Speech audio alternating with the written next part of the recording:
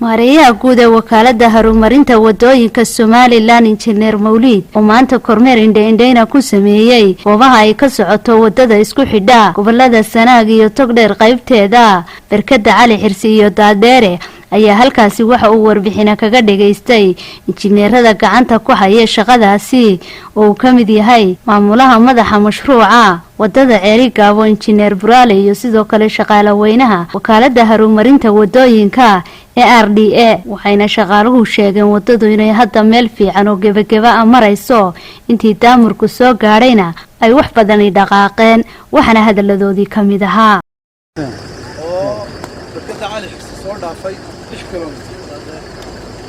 oo marayno Daadere badan maareeye waxaanu shubnay intii daamurku noo yimi daamurku noo yimi waxaanu shubnay 4 kilomitir kilomitir qoriyadu loo saaran tahay alxamdulilah rabbil caalamiin marka shaqadii si wanaagsan bay ugu socotaa maareeye halkan waa kaamkii weeye karasharkii shaqadiisa waad aragtaa si wanaagsan buu shaqaynayaa jayga waad aragtaa waa ka saac soo baxay jay de rabadaanta iyo ka bacdiba ku filan baa yaala ma sha Allah tabaarakallah waa de mar waxay isma taagin sidii deynabada bariga soo dhameyseen mar waxay isma taagin gaadiidka nala jooga waxa weeye 3 gaari weeyo Chinese maaye de jayga aanu ku qaabilsanahay ilaahay uu nagu astro si fiican bay noogu socotaa maantana waxa baan isleenahay anagu xaqayga gabagabo ayaanu ku jiraa oo macnaheedu waxaan isleenahay shaqadii waa soo gabagabaynaysaa waqti dhow inta ay noo hadhaynay ilaahay nagu astro gabi ahaan dhinac kasta ay tahay baanu ilaahay ka rajaynaynaa aan hadalka ugu baxay waxa weeye waxaan ahaa dadkii markii wadadan la bilaabayay qaladka aaminsanaa ee lahaa ama hadday noqoto farsamo iyo hadday noqoto dhaqaalaba wadaynu iska xijinayno dherarka intay la eg tahay maaha waxa igu beenowday aaminaadii waxaan la qirayaa in intii aaminsanaa wax ka duwan ay meeshii ka soo baxeen kormeeraya mashruucan waxaan jeclahay inaan kaaga yar taabto shaqada socotay iyo wixii qabsoomay kulli sidaan wada ogsoonahay saydad fara badan baan leenahay laakiin inta ugu badan hadda waxa la geeyay barkada oo ah meesha ay shaqadu ka soo bilaabmaysay hiigsigaygu wuxuu ahaa kadib markii aan la shiray maareeyaha mashruuca iyo chief engineerka in aan rabadaanta ka hor 12 kilomitir ay dhamaato waan garanayo shaqadii waqtiga xaaladda ku sugnaa waxaan doonayaa madal maareeye ka warbixiyay shaqada intii daamurku yimi sayid engineerka Axmed Ali shaqaalihii oo garanayso baa jooga shaqaalaha waxaan mar labaad iyo mar saddexaad kalena sheegay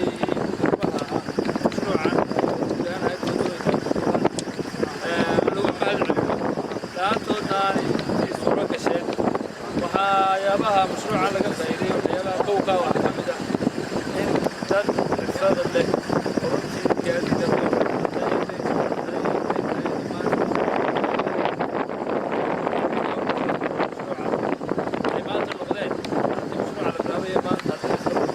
dhinaca kale ayaa maareeyaha guud oo isna hadalka qaatay waxa uu uga mahad celiyay shaqaalaha sida ay u dadaalayaan sidoo kalena waxa uu ku adkeeyay inay dadaalkooda si laabaan meeladu u santahay inuu ramxad Allah inoo shubo oo abaarta kulul ee ummadda wada haysata meel kasta ay joogto ba ilaahay naga soo jabiyo waxaan rajaynayaa insha Allah inuu ilaahayna ka baryanaa inuu roobka sida ugu dhaqso badan inoo bilaabmo lambarkow waxaan u mahad celinayaa shaqaalahan horena uga tirsanaa badankooguna aan meesha ugu waday miday oo anu waxaan ku faanaa ninkii loorkii ugu horeeyay ku rogay mashruuca wadada Ceeri Gaabo muddana ka soo shaqeeyay inta ugu badan waqtigiisa ku soo qaatay walaal mashaariic kale ka soo shaqeeyay laakiin halkan maanta uu hogaaminaya shaqadaas socotay sidii loo dardar gelin lahaa inaga laftarkeenu waxaan isku xisaabtami lahayn muxuu ahaa kolba shaqada halkay marasiyo sidii inta inoo arsan saan wada jidi lahayn baynu ayaan ka wada hadli doonaa waxaan rajaynayaa markaa qof waliba wuxuu galay iyo wixii gudo in loogu caaranisi doono haddii la yiraahdo mashruucu waa gabagabo uu sii jeestay mashruucu wax yar iyo guushi baa hadhay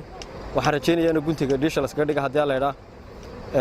waxaan horeysiin doonaa qaybaha daamurka si uu dhameystiri lahayn haddii la yiraahdo marka qaybaha daamurka dhameystirna haddii la yiraahdo waxaan ku xujisiin doonaa biyo saarada wixii noo dhiman haddii alla yidhaahdo. Farax Cabdi Nuur, Farax Burburti, Honkebel TV, wararka gobolka Sanaag.